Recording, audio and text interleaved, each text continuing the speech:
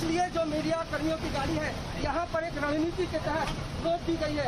जैसा कि हमने तस्वीरों में आपको तस्वीरें दिखाना चाहिए यहाँ पर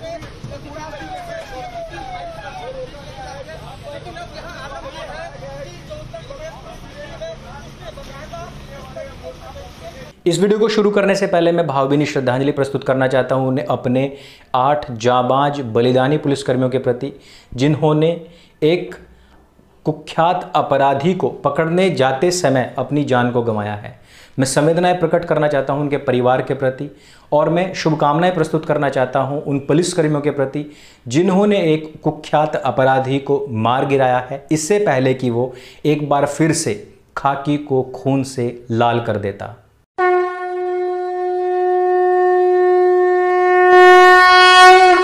नमस्ते दोस्तों, आप सबका एक बार फिर से स्वागत है आपके अपने YouTube चैनल सत्य सनातन में। आज का आपका प्रश्न कि दुबे का एनकाउंटर सही या गलत। वैसे मैं आपको बता दूं कि एनकाउंटर होने से पहले ही बहुत सारे पत्रकारों ने, बहुत सारे जो स्वतंत्र लोग हैं, उन्होंने भी ट्विटर पर इस बात को पहले ही जाहिर कर दिया था कि इसका एनकाउंटर होगा, ये बंदूक लेकर के भागने की कोशिश करेगा और उसके बाद में इसका एनकाउंटर हो जाएगा।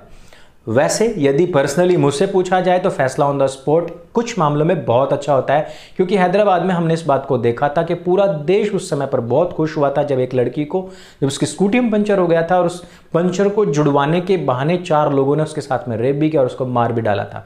फैसला ऑन द स्पॉट हुआ और पूरी देश के अंदर एक खुशी की लहर थी कि भाई कम से कम निर्भया की तरह तो इनके माँ बाप को तड़पना नहीं पड़ेगा।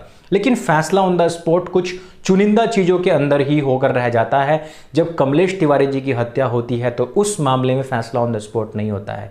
उनके हत्यारों का केस लड़ने के लिए जमीयत उलेमाए हिंद अपना हाथ आगे बढ़ाती है और वो लोग कस्टडी में सुरक्षित हो जाते हैं।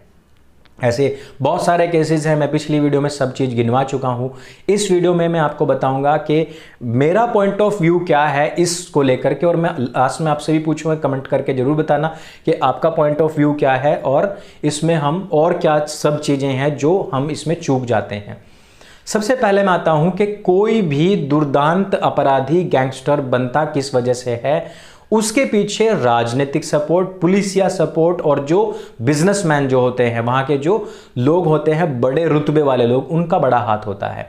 कुछ डिटर्जेंट कंपनी है उसका भी बताया जा रहा है कि उनका भी हाथ है, कुछ राजनीतिक दलों का भी हाथ इसमें बताया जा रहा है, और पुलिस वालों के वो ऑडियो क्लिप भी लीक हुए हैं जिनके द्वारा हमें पता लगता है किस प्रकार से इसको सपोर्ट किया जाता रहा और इसका दायरा हमेशा बढ़ता ही चला गया।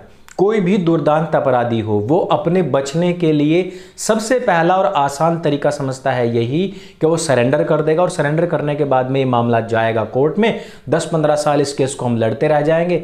ये सिद्ध करने में ही हमारा समय गुजर जाएगा कि 8 पुलिसकर्मियों की हत्या के समय पर वहां पर दुबे उपस्थित था अथवा नहीं। और यही कारण था कि मंदिर के पास में जाकर के उसने सरेंडर किया भी, और यह बात लोग पहले से पहले जानते भी थे। इसी वजह से ट्विटर पर पहले इस बात की बाढ़ आ गई थी। लोगों ने बताना शुरू कर दिया था कि अब होगा क्या क्या, और फॉर्चुनेटली या अनफॉर्चुनेटली हुआ भी वैसा ही कि पिस्तौल छीने जाने की कोशिश की, गाड़ी पलटी, भागने की कोशिश की और एनकाउंटर में मारा गया। लेकिन यहां एक छोटा सा पेंच फंस गया है।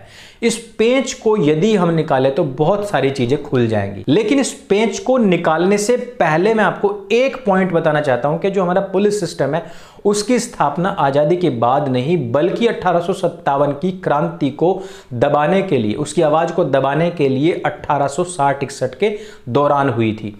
यानी कि एक नियम बना दिया गया कि यदि कोई भी आवाज उठती है उसको दबाना कानून के हिसाब से है। उस कानून के हिसाब से, जिस हिसाब से 2020 में आज भी हमारा सिस्टम चल रहा है, उसी के हिसाब से लाला लाजपत राय जी को इस वजह से, इस तरीके से मार दिया गया कि उनकी हत्या न लग करके कानून का पालन लगे। इसके साथ ही साथ जितने भी हमारे बलिदानी रहे हैं, भगत सिंह जी, चंद्रशेखर आजाद, बटुकेश्वर दत्त, सुखदेव जी आदि जितने भी हमारे लाखों क्रांतिकारी रहे हैं, इन सबको भी कानून के तहत ही मारा गया। जलियांवाला बाग, आप और हम सोचते हैं कि ये एक हत्याकांड था, लेकिन यह पुलिसिया सिस्टम के तहत उस समय पर कानून का पालन था। और उस दौरान उसमें शामिल जितने भी लोग थे पुलिस वाले, उनको कोई सजा नहीं बल्कि रिवार्ड मिला था, अवार्ड मिला था। अगर हम इस सी सिस्टम के तहत आगे बढ़ते हुए देखें तो यदि मैं इस सिस्टम के ऊपर कुछ बोलने जाऊं तो आप ये बिल्कुल ना समझे कि मैं योगी आदित्यनाथ जी के ऊपर कोई सवाल खड़ा कर रहा हूं, क्योंकि पुलिसिया सिस्टम को यहां पर 25-30 साल काम करना होता है एक व्यक्ति को वर्दी में आने के बाद में। सरकारें आती और जाती रहती हैं, एनडी तिवारी आए गए, कल्याण सिंह आए गए, मायावती आई और चली गई, मुलायम सिंह, अखिलेश यादव, अब योगी आदित्यनाथ जी हैं, लेकिन वर्दी वाला वहीं के वहीं खड़ा हुआ है। अभी तक एक भी नेता का ऐसा कोई कॉल रिकॉर्डिंग, कॉल टेप सामने नहीं आया जिसमें कि यह बात सिद्ध हो सके कि दुबे को उभारने में उनका हाथ है। लेकिन पुलिसिया टेप सामने आया जिसमें पता लगता है कि उसको उभारने में हमारी वर्दी, हमारे पुलिस सिस्टम में रहने वाले कुछ भ्रष्ट लोगों का भी हाथ था। आज ये कांड हो गया है। कांड होने के बाद में यदि वो कोर्ट पहुंचता तो क्या ये डर था उन लोगों को कि कोर्ट पहुंचने के बाद में बहुत सारे लोगों की पोल खुल सकती है। पोल खुलने की बात को यदि हम देखें, 2017 में भारतीय जनता पार्टी के आने से पूर्व में भारतीय जनता पार्टी का उत्तर प्रदेश में बहुत बड़ा अकाल रहा है, यानी कि उसको सीटें जुटानी तक भी बहुत मुश्किल पड़ जाती थी। अब आप ये देखिए कि उस दौरान में यह उभरा है या फिर इन पिछले 2 या 3 साल में उभरा है। अर्थात उत्तर प्रदेश की सरकार अपने कोई गुनाह दफनाने के लिए इसका एनकाउंटर करवा दे ऐसा तो नहीं लगता है। लेकिन वो पुलिसिया सिस्टम जो योगी आदित्यनाथ जी से भी पूर्व का है, क्या उसने अपने राज दबाने के लिए इस तरीके का एनकाउंटर किया है? सारी बात छोड़ देते हैं। 2 दिन पहले ही सुप्रीम कोर्ट में यह याचिका जा चुकी थी कि इनको पकड़े जाने के बाद में उनका एनकाउंटर होगा, इस बात की आशंका थी। अब मामला है सुप्रीम कोर्ट में और यह एनकाउंटर हो गया है। अगर हम देखें कि फैसला ऑन द स्पॉट का जो आजकल फैशन चलाए जाने की डिमांड हो रही है, बहुत डिमांड भी है उसकी, और उसका कारण है हमारा ये सिस्टम जिसमें कि 20-25 साल ऐसे ही गुजर जाते हैं और वो लोग यहाँ से भाग करके विदेशों में शरण ले लेते हैं। लेकिन अगर हम इस सिस्टम के तहत ही दूसरे एंगल से देखें तो हमें देखने में ये भी पता लगता है कि मरता क्या नहीं करता कोई भी व्यक्ति जब उसके ऊपर इतनी बड़ी विडंबना आ जाए, हो सकता है कि वो अपना मुंह खोल ही दे। मुंह खोलता तो उसमें पूर्व की सरकारों का जो योगदान रहा है, 92 से ही कानपुर के अंदर उसकी धमक, उसकी रमक बहुत अच्छे तरीके से देखी जाती रही थी। ऐसे समय में पूर्व की सरकारों के विषय में कुछ पोल खुलती या फिर अब की या फिर पुलिस सिस्टम की, किसकी पोल खुलती, किस वजह से मारा गया है, इस बात को बहुत ज़्यादा डिटेल में केवल और केवल जब सुप्रीम कोर्ट के अंदर यह मामला जाएगा, लड़ा जाएगा, तभी पता लग सकता है। लेकिन यहाँ पर सवाल खड़ा होता है उस बिल्डिंग को, उस इंफ्रास्ट्रक्चर को गिराने, उन कारों को तोड़फोड़ करने जो कि गैर संवैधानिक और कानून के विरुद्ध है, उन सब के विषयों पर, 12 साल के बच्चे के सामने वर्दी में जाने पर, उसको भी प्रताड़ित करने पर, घुटनों के बल पत्थर नीचे हैं और उसके ऊपर बिठाने पर, पुलिस थाने में ले जाने पर, कथित तौर पर दुबे के भाई की बीवी जो कि 8 दिन पहले ही विवाहिता पहुंची थी, उसको तक को भी डिटेन करने पर सवाल तो खड़ा होगा। सवाल खड़े होंगे उन सब चीजों के ऊपर जिन चीजों का प्रावधान ही पुलिस के सिस्टम में नहीं है। सवाल यह भी खड़ा होगा कि कमलेश तिवारी जी के हत्यारों का केस लड़ने के लिए जमीयत उलमा-ए हिंद अपना हाथ आगे बढ़ाती है और वो लोग जेलों में सुरक्षित होते हैं। अब ये तो हमारा सिस्टम ही बता सकता है कि कब वो भागने की कोशिश करेंगे और कब वो पिस्तौल छीनने की कोशिश करेंगे और कब पुलिस उसके ऊपर कार्यवाही करेगी।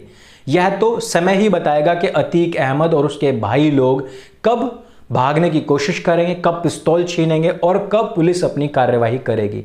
ये तो समय ही बताएगा कि आजम खान के द्वारा जो प्रताड़ना उस समय से लेकर के अब तक उत्तर प्रदेश के अंदर होती आई है, कब वो लोग पुलिस कस्टडी से भागने की कोशिश करेंगे, पिस्तौल छीनेंगे और कब पुलिस अपनी कार्यवाही करेगी, कब शहाबुद्दीन के ऊपर इस प्रकार की कार्यवाही होगी कि वो पिस्तौल छीनने के चक्कर में गाड़ी तक को ही पलटा दे।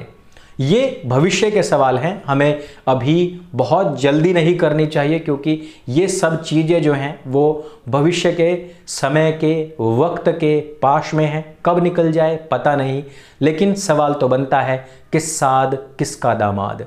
ट्रेंड भी किया, लोगों ने पूछा कि साद किसका दामाद है, कब वो कस्टडी में जाएगा, कब वो पिस्तौल छीनने की कोशिश करेगा, कब पुलिस उसकी कार्रवाई, जब जवाबी कार्रवाई करेगी, कब वो सीन सामने आएगा, कब हमें पता लगेगा कि मौलाना बुखारी पिस्तौल छीन करके भाग रहा था और पुलिस ने अपनी कार्रवाई कर दी, कब हमें पता लगेगा कि पाल घर के अंदर जो साधु संतों की हत्या हुई थी, उन हत्यारों को पुलिस कस्टडी में लेकर के गाड़ी के द्वारा एक स्थान से दूसरे स्थान पर ले जाया जा रहा था।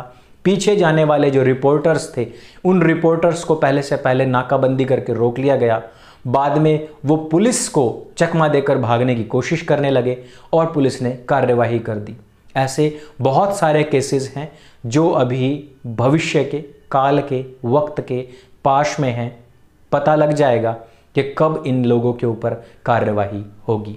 मैं अपना स्टैंड आपको स्पष्ट कर दूं कि हमारा जो कानून का सिस्टम है उसमें आई हुई शिथिलता के कारण ही फैसला ऑन द स्पॉट होने लगा है, इसको ट्रेंड मिला है।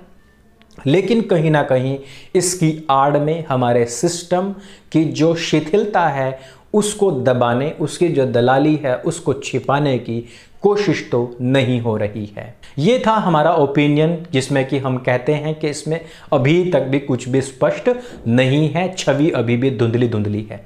लेकिन आपका क्या ओपिनियन है, आपका क्या मानना है, आपका क्या सोचना है, वो कमेंट बॉक्स में आकर के अवश्य बताइए। पुलिस कब तक अपने लोगों को इसी प्रकार से मरता देखती रहेगी? कब तक दुर्दांत अपराधी उनके हाथ से पिस्तौल छीनकर उन्हीं के लोगों पर हमला करते रहेंगे? इस बात को बिल्कुल भी स्वीकार नहीं किया जा सकता है।